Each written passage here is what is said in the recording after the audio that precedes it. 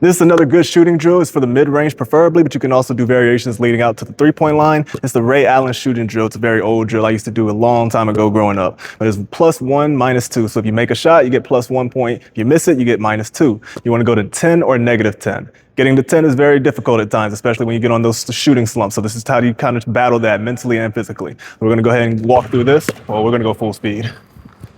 1, elbow to elbow. We're just rotating. As soon as you release it, go ahead and get ready to go to the next spot.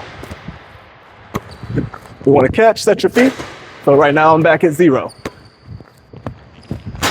That's a miss, so that's not -2. I don't miss twice, so that's -1. And we want to keep doing that. So that puts me back square at 0. 1. Just back and forth. We want to have our feet set, our shoulders square, down and ready on the catch. So that puts us back at 0. We had 2. And we don't miss twice, so that means it's going to be 1.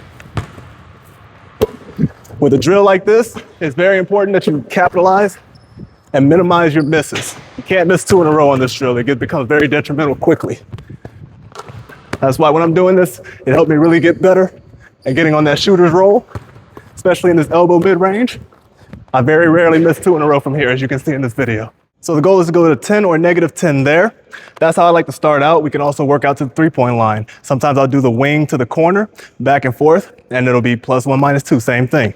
It's 3 points, so you can also be a little more lenient, +1, -1, however you want to do it.